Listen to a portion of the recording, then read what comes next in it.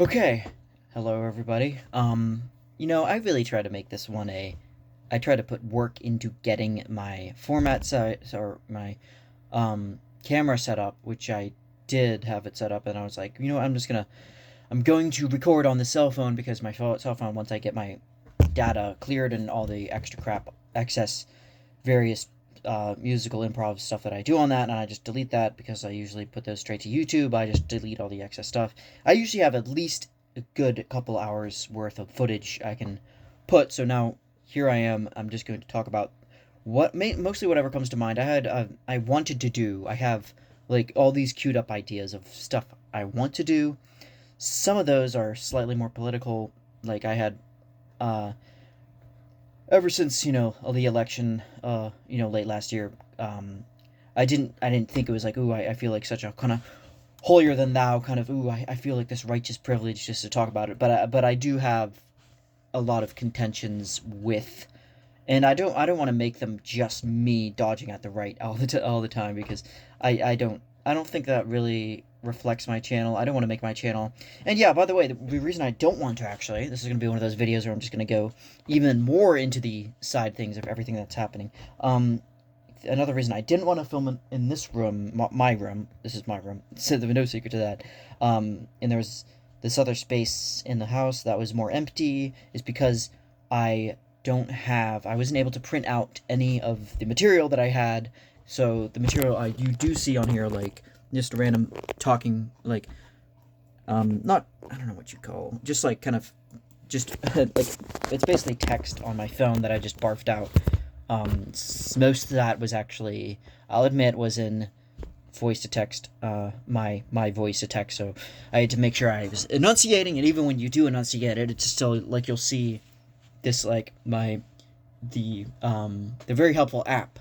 We're at a point in civilization where if you want a grok, if you want the new AI voice and stuff, which I've never used, so I can't really argue about that. But if you want to use that and really get like a ditzy bitchy teenage girl voice and argue with that and live out whatever weird strange fantasies you might have about getting roasted by some artificial thing, you can do that. But if you actually want a semi-sophisticated text-to-speech program that understands people with opinions and articulate things and doesn't actually want to, I'm not saying that I'm the best reflection of that either. Can barely sometimes I can barely string a sentence together more than I like to admit. But and I am really tired right now. I don't know why I'm so tired. You'd think I would be a lot more wary of putting this out there. Be like, well, man, I'm so out of sorts. I'm not gonna put this in the world, and this is not gonna be a good look. But like, part of me, this is like a push pull dynamic. That's my something I've been part of, staple of my personality, I think, for as long as I can remember, at least since a kid, is one side of me is really, really self-cautious about what I say, and then on the other side of me is just like, I'll wait until it burgeons up, and then I'll like, and then I'll just like go off on random stuff. And one part of me is like really not really takes myself too seriously, and another part of me can't stop watching Tim and Eric and laughing my ass off at everything that happens in that universe, or the whole on cinema universe. I find like hilarious, the most hilarious stuff ever, like Greg Turkington, all that stuff. I do that. I do watch light comedy more than I like to admit, or I like stuff like that. I grew up with like Monty Python and that stuff, but I don't really want to talk about that right now. But stuff like that is like still part of my kind of the culture I grew up with, or stuff that my brother showed me when I was younger. So kind of got me into it, while maybe when I was like in my mid-teens, stumbling upon that through references, whether it's like just something as simple as Tommy Wiseau's The Room, and like as just like completely but anyway, but that's just a little caveat to why I might be just kind of this kind of, I don't even know what I'm trying to get at. I'm gonna try to kind of hodgepodge all these different things together. And yeah, you're seeing a kind of pure boomer moment in the way that this whole thing is framed, and then of course my hair. I thought I got it cut summer recently, but oh well, whatever. At least I'm referencing the fact that I'm referencing the hair, and that it's off exonerates me from all um point of reference. But yeah, just like that very awful my computer sound that's making because I was like halfway dissecting. Hey, I'll show you. See, I'm an open book. Hey, I'm an open book. Oh. Look, yeah, I was trying to do stuff with this whole computer, and I was trying to take a bit of it apart because the CPU, no, not the CPU, well, no, it's the CPU fan, I think, the graphics fan, the main graphics card Intel fan that I have. That's about the extent of the computer type lingo that I know. Video card, audio card, that's pretty much all I know. And then everything else I just get, I have to, it's been a while since, so I'm going to have to get it fixed, or I'm going to have to get it repaired / upgraded. And I'm ready to drop money on it, because I have enough saved up, miraculously. And, yeah. And I have the time to do it, so, sometime. But yeah. And yes, I have tabs open of me just like being like looking over to get this done, and I have to say that it really helps because like I'll still get swallowed up in the to-do notes. That's why I don't do to-do notes. I really actually don't like this whole like, oh, and then I also tried doing you might even see it in the background there. Why not? Doing done, the whole personal Kanban thing. I actually never really did that because the stuff that I was doing I already got. The stuff that the amount of time it took me to write out, not even just like longhand with my marker, but on my phone, just to like get stuff done, just like it was not worth it to me. It was just like, man, well, I did film, like I did have music video footage for a song that I wrote that I would like to eventually get done. And I was like, well, I should try using that as a way of kind of motivating me to. So I'm like, okay, well, it's split into to do, and then the things that you're doing, and then if it's done, you just put there, and then you don't have means. Then you put it away for good. And I know there are people. I don't know if Oliver Berkman. I liked his book, that one, 4,000 Hours, from a few years back. It was like kind of getting in the top sellers. I think Sam Harris had him on his podcast. Probably how I heard of him, actually, Oliver Berkman. But yeah, I like what he had to say about there's no way you're ever going to get over the phenomenological kind of torrents of time. Like you're not gonna just plan your way out of life. Like you're not just gonna be like, man, if I could just have so many things on my to-do list, if I could just knock all those things off, and it's just like, it's fine if they're not done. Like it's like, I'm not using that as an excuse. If anything, it's more or less of a incentive to get stuff done. So I don't know, like, I just think it's kind of a hogwash of a moot point to try to tackle so much stuff and be like, man, I in my 4,000 weeks and whatever I have left in my whole entire life and remaining time, and rather than just kind of experiencing and learning, I hope. And which is why another thing, I would love so much of me would want to talk more about meditation and stuff on this channel, to talk about the benefits and to talk about how great transcendental, but at the same transcendental, although I've only kind of just recently started kind of doing that on and off. Sometimes I'll just focus more on the simple kind of Isha Kriya one that Sadhguru has, which is pretty darn, but like I forgot how wide of an audience he has. He's pretty wide. I'm not trying to say that just because that is on account of who has the biggest audience, but I just thought like it was more of just a acknowledgement of how easily understandable that it's like digestible. It's not just for these highfalutin people, and in a way, I think Sam Harris kind of made it look like that a little bit. Not his fault. I'm not saying he's not. I think sometimes people have. I'm not saying I necessarily agree, but people have said that he kind of over intellectualizes the meditating process. And I don't even know whether I'd agree with that or not, because I'm so just not sure where I'm at. I mean, for instance, there are people who I'll admit, I feel envy for. Like, they'll just have a effortless kind of grace to them, or a way of talking, and they grew up with, not the same kind of qualms that I had of they didn't have the same kind of, not to go, like, cry on a, cry me a river kind of, my childhood past and stuff, because it's so far gone in the past that it's pretty much not even worth bringing up after all this at this point. But I could easily just make a kind of an excuse for all this stuff, like, well, why am I this way? And it's like, well, I didn't really have much of a father figure because he had Huntington's disease, and I have the same gene. And it's like, at 29 and, going on 30 in next year, February 24th, open book, see? Not much to know about that. I'm born 96, don't care. There's certain things I don't care about. But other things I do care about. Like, it's just like, if you're talking to me about, like, personal, I don't know, like, personal things, like, more, not even like um I don't know where that thought was going. I'm gonna go back to that childhood thing. Okay, so the childhood thing was that I had a kind of an uprooted childhood because of that, because of my mom trying to work two jobs because my dad lost his job. So it was like all this.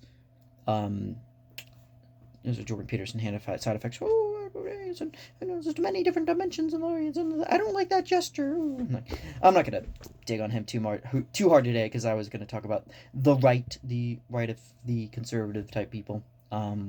But you know what? I did have. I wish that in my attempt to be meditating, in that it seems like there are people without meditating, or at least on the outset, from my understanding, at least from what I know about them, are able to kind of not care about certain things. They're just like free, not necessarily free spirits in the sense of like a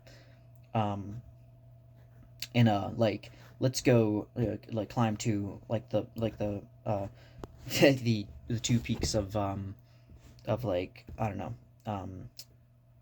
Kilimanjaro or whatever. Like, let's go. Like, I'm not even talking about that. I'm talking more like about the Nietzschean kind of free spirits who just like aren't really overthinking, just unperturbed by the fact that life can be an eternal recurrence. And if you think of it, life as eternal recurrence, that if there was a trickster kind of demon archetype coming into like kind of squeezing through your window late at night and teasing you with this very foreboding kind of thing. But it's like, if you were to live the same life over and over as you have lived it, with all its ups and downs, all its the song and dance, and the rudimentary, like the awful bleakness of it, like the bleakness of your most loneliest hours, and or if this demon came into your life at the most lowliest of hours, would you curse him, or would you praise him and say, like, you are a god or something? In fact, I don't know word for word, because I didn't expect to really talk about it today, but I just I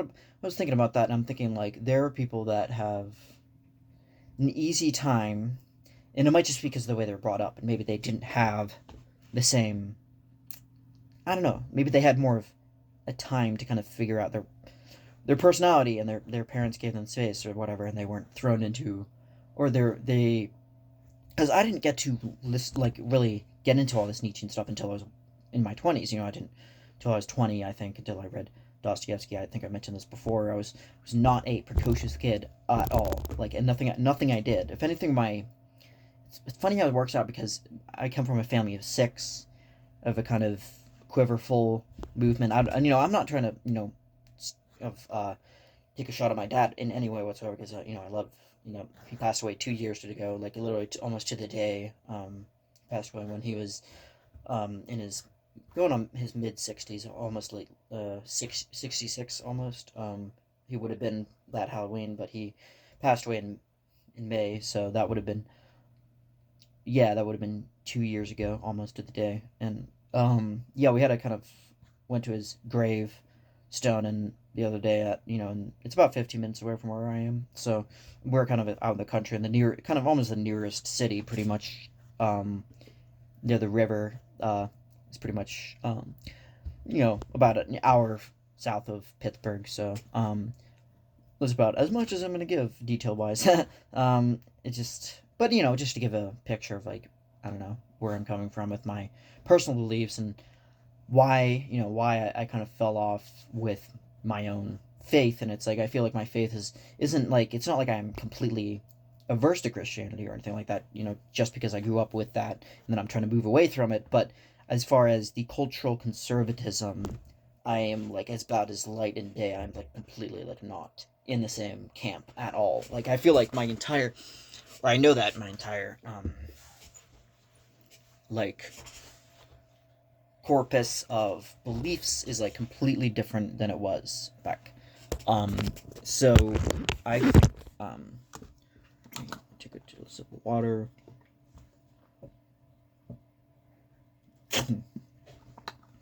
My main concern is, like, finding, that Nietzschean kind of, is that the only thing I have is to become a kind of work out my own attitude of, rather than just being like constantly bemoaning, I guess, and miserly kind of cursing my fate and just like, like a Sisyphean boulder up that hill, or am I going to, which I feel like I have done for a good amount of my 20s, like from about like 19 to about like 25 or so. I felt like I was kind of just doing things, and I still kind of in some respects, but then, and it's possible to, to work, to like kind of work things out, and some people might not get to them until like well into their 40s, 50s, and even, and just still have weird kind of issues with, I don't know, with I guess seeing that, or I guess like constantly wanting to debate people or be a debater, or having to, constantly do that. And I don't know, it's like, I'm not gonna try to pretend like debating anybody on any topic is like a cardinal sin. I have no authority to say that, and I occasionally like to, I guess, kind of flex those kind of debate muscles, I guess. Um, with friends on good terms, so it's not like I'm trying to be like holier than thou. But when it comes down to it, I just don't see the point in these like conservative kind of. It seems like the grift is easy for them, So like anytime I see anybody like Charlie Kirk or Ben Shapiro like constantly just going over about not sure I see what I even wrote, but stuff like, it seems like there'll be something where I'll watch, and this is just my own kind of thing. This is why it's like weird with the whole meditation thing, because like one side of me is like, as soon as I, like, it doesn't matter if I meditate for an hour that morning, there'll still be stuff that will irk me off. Like I'll watch something like some, like, even just like a first few minutes of like some thing with like,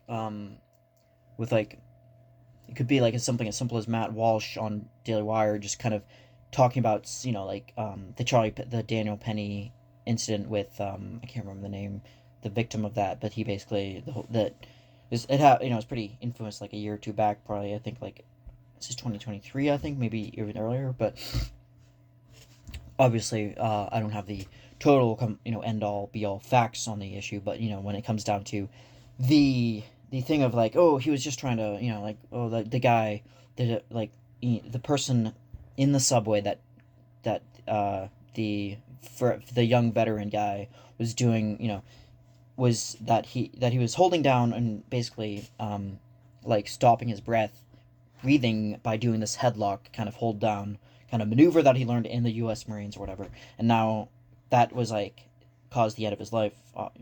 So I could have just said he killed him. That's such a redundancy, but like the fact was, because the Daily Wire is so obsessed with, and maybe I got these opinions and these certain things from liberal talking points that are just like on the antithesis, or just like saying like these conservative outlets and media empires are like or fixated on violence. But I think it's like a little bit more than that. I think there's like a fixation on like doing like the right thing, or like without ever ever clearly elucidating on what that even is. Like they're just like kind of expect you to, like, guys to just kind of, yeah, excuse me, we're all just kind of on the same page with all this stuff. And then at the same time, Walsh will also say something about like hypocritical about like his movie being out, and it's like, well, like, what is a woman? And then the other thing about him being a racist or not being a racist or whatever. I have not seen either of those, so I'm not going to act like I'm had the entire end all be all consensus. But I just hate the whole thing where it's like, it is a weird kind of not double edged sword, but it's like the there is a pushback. Yes, there is a pushback on. So yes, I am talking about the whole thing today. So and this whole thing on conservatives and politics and stuff, and which is pretty much not, like I said already at the beginning, it's not like reflective of my channel. It doesn't really it's not, and it's just because the main reason is because I feel like I know for a fact there are people out there who are much better articulated about this than I am. Like, they'll be able to pull up data or subsets and different, not just your kind of your um typical kind of bottom polls, but just like, they'll go pretty deep into the substrate of data and stuff like that, and they'll pick out stuff like that, or and I don't really have that kind of not ingenuity, just like that kind of, I don't know. I'm not that savvy when it comes to politics. I'm only good at picking things out and, like, arguments and stuff. But when it comes to the the Daily Wire, the reason it's so, I get the idea that everything they do is like so, because on one hand, yes, there is a massive pushback, and very well deserved one, I think, to the what is a woman thing, like, because of the, like, Matt Walsh and everybody who was like, it's like a silver bullet for his whole thing, and everybody's like, all the people in his thing, and the average kind of working kind of class person is like probably liable to agree. Like, there's like, I've just seen how many people like are just kind of arm in arm with him and acting, and he has like a pretty darn big empire. He has the Daily Wire, like, at all, have millions of subscribers. They have like at least, like, I don't know, like a good, like a multi-million-dollar empire, which is crumbling. I know, I've heard too. um Not everything has gone totally under my nose, but like, I do know that this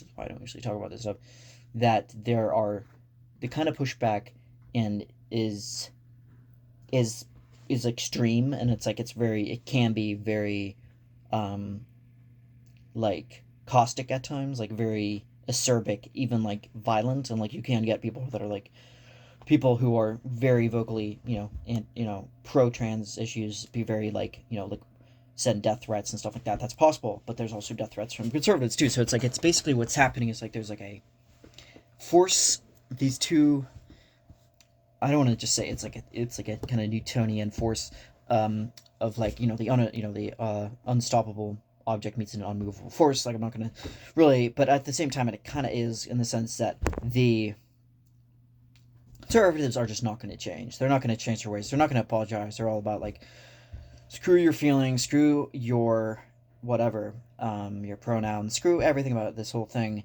Yet at the same time, they want you to like, be like, oh, but like, at the same time, respect our beliefs as well, and or hold on to our like precious things and our values that have, which is kind of like snowflakey one thing. So there's all these different things, and there's the way that certain conservatives and stuff that have been very um felt like disgraced, or like dehumanized, or like, like Elon Musk kind of jumping on that train, and like he himself, it's like, he's his own kind of weird alien kind of, I suppose, kind of cliched way of putting it, but like, he's the most, pretty much, kind of like, oh, he's robotic as it gets. But then on the other hand, and anytime he's all for pro speech on X, right? Oh, his whole obsession with X, everything with X is like so. But like, at the same time, he's just like so. At the same time, he'll like turn on people in a very childish way, in a very childish, regressive way, just like saying like, oh, I'm gonna ban somebody just because they pointed something out that I don't like.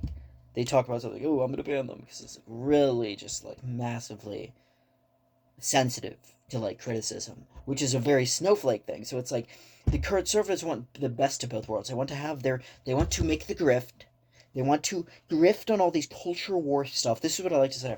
That occurs to me when I'm mostly only alone at driving in my car, when I feel like I'm the most confident and stuff, not in front of people, because I don't know, kind of fizzle out and like, grasp for straws. But when I do feel, I did think up one thing, is that I think combining a little bit of maybe sociology or philosophy with it, or more so psychology of the matter, which is a lot of these conservative kind of people that are jumping on the handsome salary that they get with the Daily Wire or Turning Points USA, whatever it is that is the most promising kind of secure thing, and then they'll talk about a kind of free market capitalism. We'll get to that more in a bit, but this is what I hate. And well, I try to be careful about that word hate. This is what um I have distaste for, and something I do strongly. I just don't want to align myself with. Okay, that's a kind of a very kind of like borderline way of putting it. But anyway, this is something I'm just gonna say hate, and then I'm gonna pretend like the word that I just used isn't really that bad, or that the semantics to it, if you get down to it, aren't really that much about me literally hating conservatives. I just really find them annoying, irritating.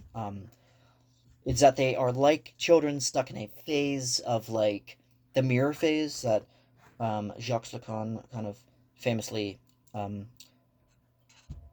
kind of observed in kids, where they're kind of they see things in the mirror, and they're trying to get over that phase of an initial kind of not comeuppance, but like a kind of initial kind of scare, or like in the case of like, which I learned somehow oddly enough back in high school, taking a psychology intro class, and that was at a community college, so it's not like it was that impressive, but it was just a little thing that I was like, when I was like 17, I remember learning about Little Albert, in the case of how, I think it was Henry, the psychologist, one of the earlier, like, 20th century, around the time of like B.F. Skinner, a little bit before that, in the Skinner box and that whole fiasco, I suppose, was the Little Albert experiment, which is probably arguably worse, actually, as far as ethics on the experiments goes. Probably not quite as bad, definitely, as the whole Philip Zimbardo thing, which I'm gonna have to, that whole the Stanford prison experiment, which I'm gonna have to get back on that, because I don't really know how much of that is like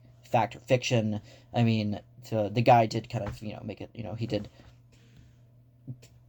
I think, disavow certain aspects of that experiment, but I think going back to that, but the Little Albert thing with this, the was what I found is interesting was that they were trying to, in a kind of classic Pavlovian way, make kids see how well they could toy with children, with their ability to react to stimuli, and how certain things would introduce like maybe a bit of a taste aversion. So like maybe a good example of that is making you associate bad traits with the flavor of banana, but then once but because of that, even though there's no rational reason to dislike banana, you start introducing those traits, and then eventually they'll start like kind of nurturing kind of a strong like dislike for it. So unconsciously mostly. So but that's my own kind of butchering of it. But anyway, so with Little Albert, what they're trying to do there, whose name wasn't actually Little Albert, his name was actually, his identity is still rumored to this day. They don't know whether, if it was a wet nurse that it's basically, not to try to overeducate you guys, but you lay people, you guys are probably every bit more smart than I am, but wet nurse is basically a mother that you are kind of usually anonymous. Kind of, you take you take the protocol of taking a child when the mother isn't available to do the important nursing part, which is, so when you have when you're born to a wet nurse, you're basically you're usually an orphan. So this kid was basically an orphan. So already you have kind of questionable stuff going on. But I don't know why I'm going on about Little Albert. I just remember being creeped out seeing it for the first time as like a 17-year-old, like this, the idea of like, black and white pictures, and the Santa masks with fur, like they were trying to make the kid like scared of fur, and there was even like footage of it too, which I guess isn't that impressive considering it was like what, 1920, early 1920s. So they got like footage. They would introduce these new kind of different reactions, and trying to tease out like what would happen. And I don't know what the long-term effects were, because obviously they couldn't get the baby. So, but this is like a definitely kind of not the biggest like kind of glaringly blatant kind of instance of malpractice, but it definitely is kind of like questionable. Like definitely today, it wouldn't fly today by most standards, I think, depending. But anyway, I just want to kind of get that out of the way. But I was talking about all the kind of conservatives who cling to their kind of like they cling to their pearl clutching, a lot of pearl clutching, and um, they they're stuck in a phase of like reactionary politics where they're just like culture war, pronouns. Oh, someone said, like the left, they're trying to go after J.K. Rowling and all this stuff. And when it comes down to the actual nitty gritty of like what they believe, they really don't. This is probably more in Jordan Peterson's case because in his case he's the walking shining example of kind of an intellect, right? At least like highly debated, like fully questionable, like on all sides, or like kind of like at this point at least especially after the Jubilee debate he did it with like 20 atheists and like they're obviously the whole everybody knows about how they retitled that as Jordan Peterson rather than a Christian because like he's like very wary and like doesn't like he's very kind of dodging the question and then he'll like and then the whole entire time he was so defensive too. He's just like I'm not a Christian. Like I never said I was Christian. Like I was just that's not that's for me to decide in my private time. It's just like he's still playing these games of like stuff like he said like well it's like what you do in the bedroom or something. He said one thing like 7 years ago or something. And he's still using that same card. Like it's just very selective. He's selective. Sorry, my chair is very very squeaky. But it's irritating because everybody's pointing this out, but Peterson is like stuck in this childish kind of thing too, which is why Taylor Wire is probably all open arms. They're like happy to have him because he's so smart, so intellectual. He's so against this culture war kind of politics of extreme liberals, extreme this woke mindset, woke mob, and he's happy to have James Lindsay of the whole like grievance affair with Peter Boghossian and Boghossian. I don't know what if Peter Boghossian if he's like necessarily to what degree he's associated with. I've seen some of his, but when I say some, I literally mean like one or two videos of like his street epistemology. So don't quote me on anything. I don't know if he's far right. I don't even know if he's even like remotely in that category. All I know is that James Lindsay. There's a clip where he was on Peterson's podcast, Jordan Peterson. That is like needs an introduction, and he was saying something to the effect of, um, the woke mob or like the Lucifer was woke. It's like it's that's in his in the the if you go back to the lingual kind of um uh, genealogy, right? Lucifer was a woke was actually like one might say woke or like something like he awoke from the morning star, right? He was the son of the morning star, which means that Lucifer's woke. So therefore, the Luciferian whole thing is very much a woke thing, and you're like, it's not. It's just, the amount of mental gymnastics these people have, like it's just like I know nothing about this guy, but instantly just from that, I am fully willing to judge a book by its cover. The guy is a nut job. He's completely talking out of his ass, and so is Jordan Peterson most of the time. Like only time I feel such an idiot for being a fan of Jordan Peterson when I was literally in my early 20s. In fact, actually I saw him when I was like 22. Um, and at that point he had some like decent things to say. He had like, and I still will maintain that some of his stuff, a little bit of the stuff that he said about like totalitarianism and how not to create that kind of state of beyond your control and complicity, that whole complicity. And I see kind of where he's getting from with Solzhenitsyn and Viktor Frankl, and and how like the hell that they had to go through, more particularly like Frankl in the Holocaust and the having to find meaning and stuff like that. But the main difference is that right around I always knew he kind of was like veering kind of flirting conservative, at least as even like before, like, as far back as like some of the original maps of meaning. I think like back in late 90s, I think. And I've never read the book, but I have read his two other ones. The not the it was the I can't remember, it was the 12 rules for life and then the 12 more rules, I think, the follow-up, which I thought was like very kind of just lackluster and just kind of it was like didn't really, I don't know. Some of it, like it was like he was talking about taking. I do appreciate that he was taking, in the 12 more rules. I mean, it was well written, surprisingly. But he was like, it was the main thing was that he was like pointing out somebody was pointing or like that commenting that he didn't himself didn't have a clean room when he was like kind of, especially when he was like, his wife and himself were sick, and like he was like his the whole fiasco of his the going off to Russia or something. I can't remember what happened exactly. It was just a lot of drama going around in the Peterson family. And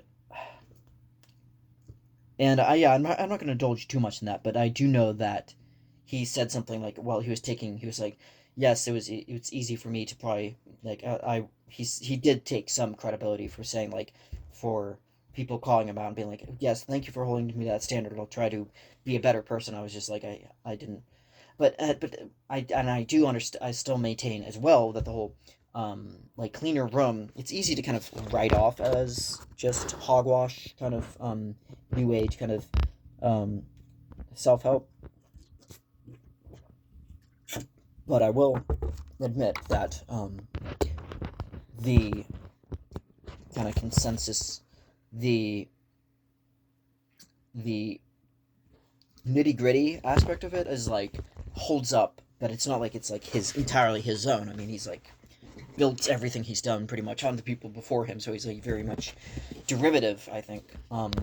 Especially with the whole thing of like chaos and order. That's very yin yang. It's like very, and both of them are actually both of what I don't like is the fact that Peterson constantly talks about chaos is the worst or this or that. When he talks about Nietzsche, and Nietzsche talked about the chaos manifestation through, now I'm talking like Peterson is, through the Apuleian and the Dionysian, particularly the way more Dionysian aspect of free spirited, lively, like free, um, chaos, like very turbulent, very kind of the kind of what was it, oracle, the oracles of like different Greek oracular kind of parties and hierophanies that they had, which are very much bacchanalian. Yes, that's the more of the, I think that's the god of wine, I think, was Bacchus, and then Dionysius was also a god of wine and partying, and then I think the Saturnalia was the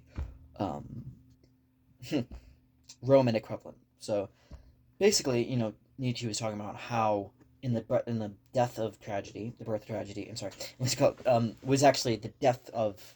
I probably misspoke, but it was probably a. But I think with that was that this notion that there was a um all these different like Greek tragedies during the heyday, like during like the days of like maybe circa 2 to 300 BC, where pre-Socratic days of like, I don't know if it was Euripides or maybe Euripides was one of the maybe post-Socratic philosopher or tragedians that he hated. But either way, there was, I believe it was Sophocles and some others that were able to cultivate this idea of tragedy being a very innately irrational thing that could not be, you could not, like there was, I think with this was pre-chorus, so, and the chorus was like something like, I think even as young as like, people like in um, grade school are kind of learning. I know I did, and when I learned, or I read a kind of a dramatized version of Antigone, so I remember the use of the chorus. So I remember that being kind of a interesting thing. But I also thought, like, innately, even at that time, I thought it was like kind of boring, and I thought it was just kind of like over explaining, and I thought it was like too, I don't know, like not reductive. Just the opposite of reductive. It was like creating this, that it was creating such a over dramatic kind of. I thought like they were over explaining the whole story, like expositing, like exposition heavy. When I was, of course, this was when I was young, so don't trust my judgment. But this is what Nietzsche was getting at. I think was that the tragedy, or during the tragedy, before these choruses, when the chorus would be introduced, and that was the best time, when it was just this innate, like Dionysian free spirited energy of just, and like wine drinking, and just like almost like complete frenzy, and because of how, of dancing, pretty much how much dancing, and you see that with Hermann Hesse too, as his taking a Nietzschean idea of like Hermann Hesse and taking the character of Harry Halder, Steppenwolf, which is my all-time, basically one of my all-time favorites. It's up there with The Idiot with Dostoevsky. I think The Idiot and Brothers Karamazov are ties. That's probably actually a three-way tie between that. And um, although I might change my mind, so don't quote me on that, because it really just depends on like what point in my life I was at. But when I first, I first read Steppenwolf, I could see the Nietzschean element of the mixture between Haller's, the main character, which is kind of partially based off of Hesse's own life. I think at that time he was living in Switzerland, and he was like, uh, he was kind of trying to figure out, or he didn't have a divorce or anything, or he didn't necessarily break up, but he was kind of taking a break from his one of his romances at the point, who was an actress. I believe she was a German Swiss actress. I'm not sure, but that inspired this idea of the jazz of the day too, like the very jazzy. Which is very also an interesting kind of take of how he's able to take something very ancient, kind of Hellenic wisdom, um, combine it with the kind of the German kind of theosophical kind of anthroposophical, or I guess Rudolf Steiner kind of was he Austrian? Was he straight German? I think he was Austrian, but he was a love of the Germans. He loved Goethe. Goethe was a great man. And then there was images and dreams of Harry Haller's his dream world, where he was like very uncomfortable with the way that Goethe was pictured in like one of the things, and he was also like he would be exhorted by Mozart as well to be less to take himself less seriously and to laugh more. And this idea is just a very simple thing of just dancing or laughing more, not dancing in a way that's forced, not but dancing, the very idea of just a becoming what one is, which is another very Nietzschean topic, which I love. It's like one of the becoming, this idea that everything is like in a constant state of like uh becoming. This is where the postmodernists actually get on all the way on board with Nietzsche, until he starts kind of talking a little bit more kind of in the idea of like kind of maybe gradations of different ranks and stuff. And he's not even there. He's always been at heart, I think, the core of everything Nietzsche says is descriptive, meaning that he's not. I'm sorry. Wait. Okay, I did use the word. Okay. Meaning he's not prescribing. He's explaining things as they are, and as they are observed in nature. He's like kind of almost like a neo-Darwinist in that sense. He's using tenets of Darwinism throughout, like his genealogy of morals, throughout the gay science. Well, the gay science was more like him predicting culture and stuff like that, and like the death of God and stuff. Which is a little kind of zinger I want to put at Jordan Peterson. It wasn't 1850. Nietzsche was 6 in 1850. I usually get this stuff wrong too. I'm horrible with dates and names, but like I know that Nietzsche was born in 1844 and died in 1900. There. It's not that hard. It's hard. I'm sorry. It's just when I see people who are supposed to be who are like promulgated as like such smart people. Here I am, no degree, no reason to talk crap about anybody, or and I'm getting this stuff better. I'm getting. Sorry, I'm not getting it better. I'm probably in my own way, but I'm not holding myself accountable. I'm not holding. Well, I am in a way. I am holding myself accountable to a standard, but I'm not killing myself if it's not. It's like, which on that point, I just really don't like when Peterson was like pushed a little bit on like, would you lie in order? Would you not tell the truth? Would you consistently maintain the truth through, even if like your like life was threatened? He was like, you don't know me very well, do you? It's like, how about my whole entire career? It's like, dude, that's not the same. You're basking in Daily Wire money. You are fine. You're fine. You're easily a millionaire twice over, or whatever. I'm not sure. But it just, I don't know. It's like the second, like, I don't know. The second because it's all about this idea of like risking your career to like, to be against these things. And which is why, um, the idea of like Warren Smith too, who I didn't really know about until he started even.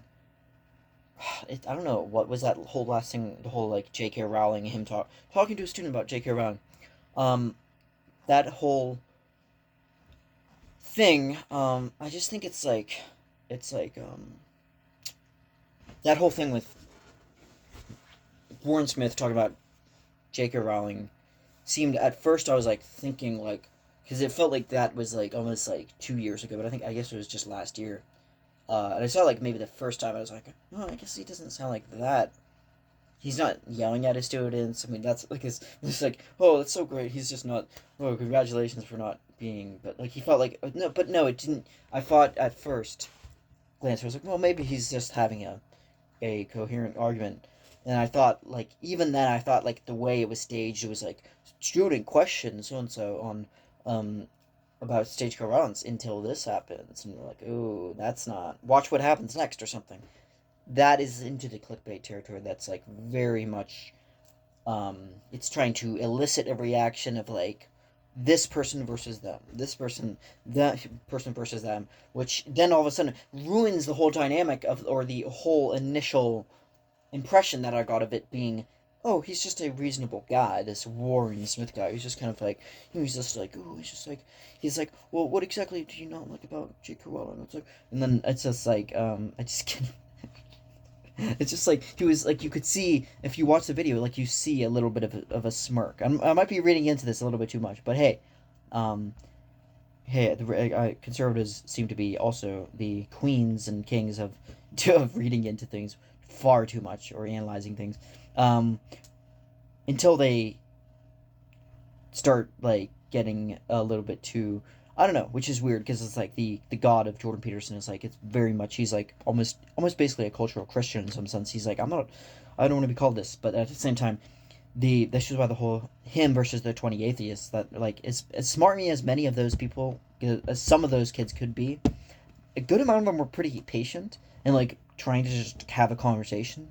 And the fact that Jordan Peterson was so needlessly combative and just like smart, like just like on edge and just like don't be a smart ass. Like it just I get the sense that he's not a Kermit the Frog. He's not like a Kermit the Frog. He's more like a if there's any kind of anthropomorphic animal, it's probably gonna be like some kind of bird that's gonna peck your eyes out. He's gonna peck your eyes out. He has total disdain for these people. Like don't be a smart ass. Like he has like this. I've always noticed that slight bit of thing, and he's like, "There's always a tendency for between arguments between men, and there's always like a masculine thing going on, a masculine thing where people are getting at each other's throats." And it's like, dude, you, you've like it's just I don't know what he's like.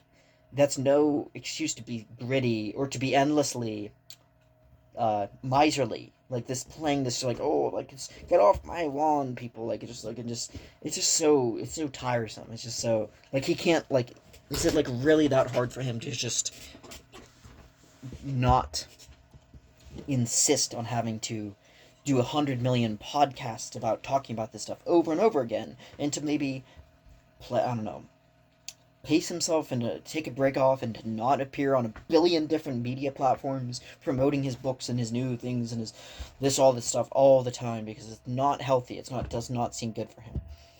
But like I said, like this conservative, it's like that they reward the grift. But like yeah, these 20 atheist people, girls and guys, all did more of an excellent job revealing the hypocrisy that he's holding Schrodinger's two incompatible beliefs at the same time.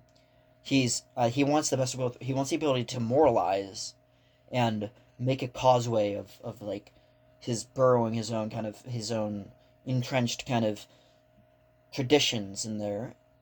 Yet at the same time he wants to be able to like the simplest kind of things like this is why he's so awful at dissecting postmodernism because he thinks that like if you see the postmodernist drinking song he's just like postmodernism shouldn't even be like all we can do is laugh at it like so we're just gonna laugh at it and there's him with a puppet saying like oh for the love of God man how's like I want to be a resentful taco delivery boy there's a hell on earth. Okay I'm gonna stop making fun of him eventually but he seems to be inviting it. He's just kind of clutching to his pearls like I said. Which is why the conservatives love him, but they won't ever challenge him on this simple thing of whether or not he actually any of the tenets. Because you know why? They all love to talk about all the talking point cultural conservative stuff, which is the woke mob. Why are men lazy? Men need to be more masculine. Stuff like that. Which in that sense, just have Andrew Tate on that point, because Andrew Tate embodies like that entire, like the worst, obviously kind of iteration. Yet at the same time, conservatives can kind of like actually see him as kind of like, ooh, well, which is why it's weird, because like you'll see in the whole algorithm of like the alt right pipeline will start pumping this stuff out, not alt right but just right in general, because it's so hard to figure this stuff out, or to parcel and distinguish all this crap. But it's like the endless junk of like this of like Andrew Tate garbage, and why the next second you'll be like, I don't know, because I don't use my Instagram. I have an Instagram, but I never ever use it.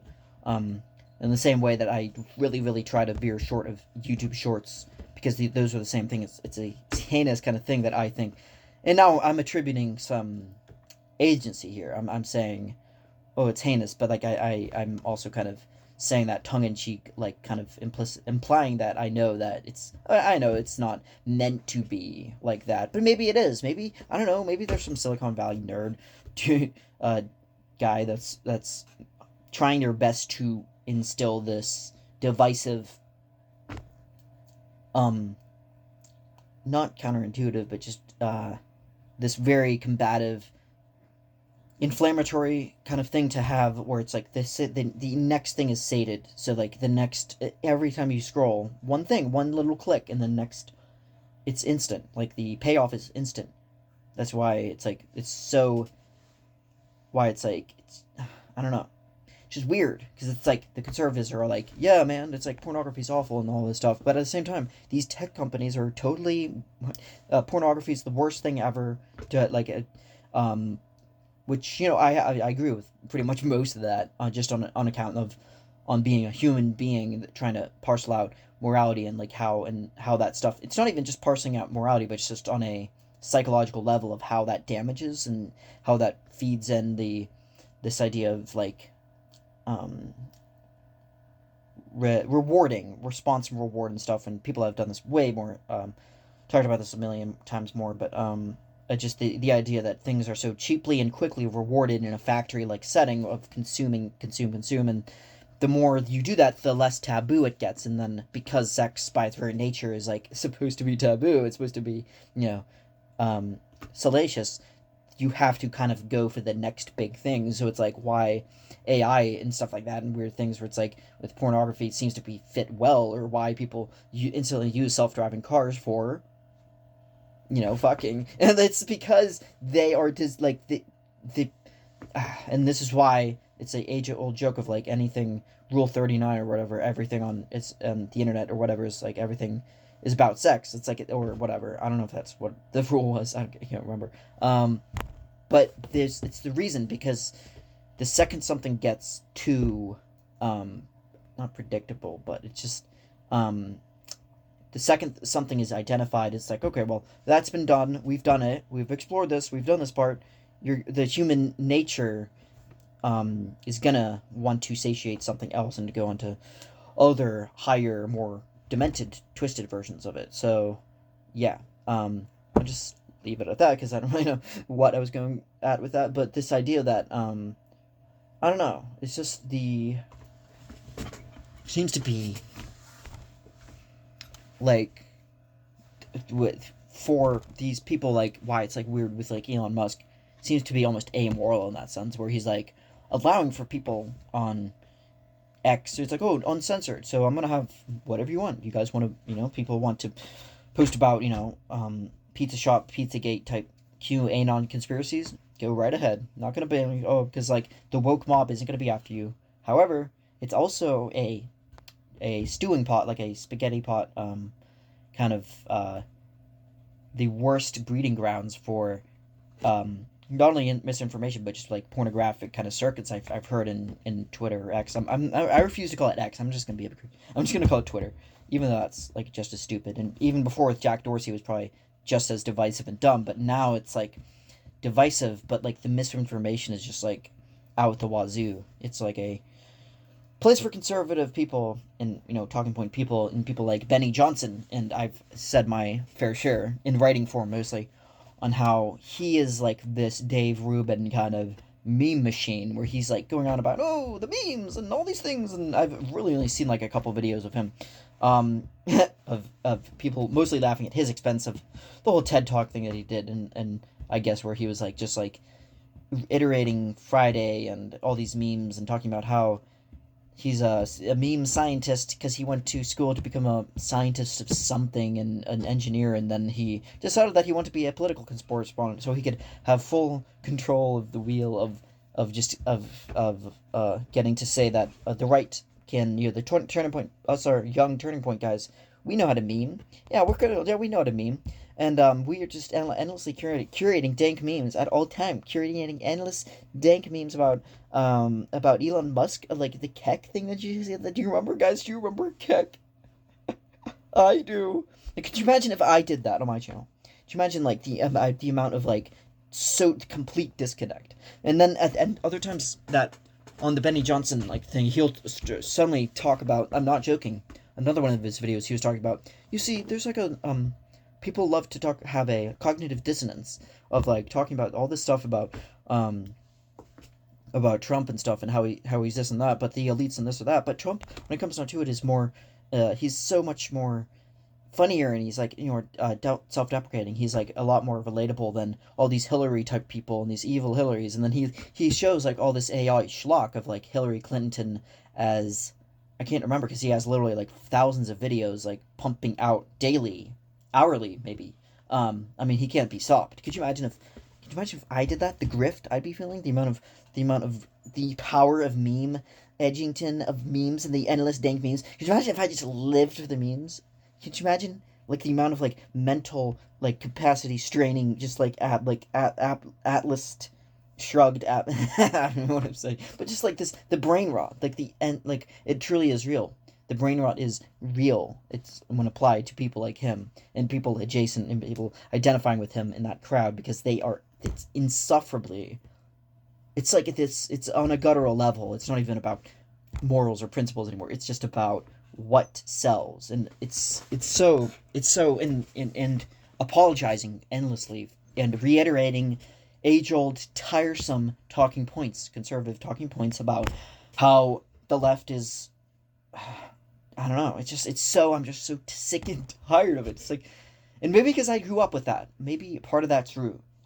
Maybe it's like slightly true that the people who grew up in very liberal cities and maybe go to like Rutgers University and like maybe the Red Scare prod or whatever. I don't know too much about them, but I do know that they come from that kind of like very like kind of like educated academic circles of like scholars and people and stuff like that. And now they're just kind of bored of how holier than thou all the woke liberals are, and they're just gonna cozy up to Trump and Peter Thiel and get that Thiel money, like Eric Weinstein, and it's fun. It's just fun, It's like I don't want to be a part of these boring liberals. They're so boring, guys.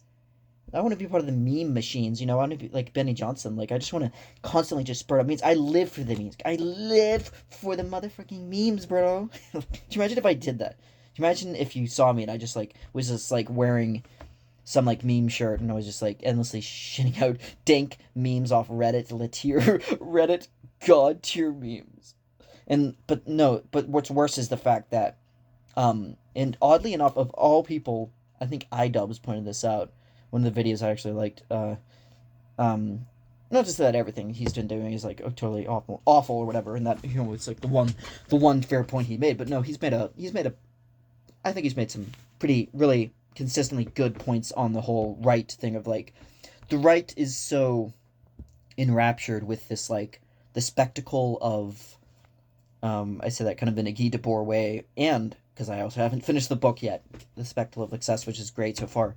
It's more about communism, and Marxism, and how like no inherent form of Marxism is ever going to work perfectly, and he's also talking about how there's a constant need for this spectacle. I know Roland Barthes, in his way of cultural criticism, more talked about how and mediums of entertainment like wrestling was the spectacle of excess, but I think in this case Debord was talking about how the society of the spectacle is this, man, I'm gonna butcher this, but it was something like it was whatever the powers that be, the whether it was the whether it's like far right kind of people taking over, like totalitarian governments or whatever, are constantly going to use some kind of spectacle in some way. In some way, it could boil down to something as simple as 1984's the constant wars going on in George Orwell's.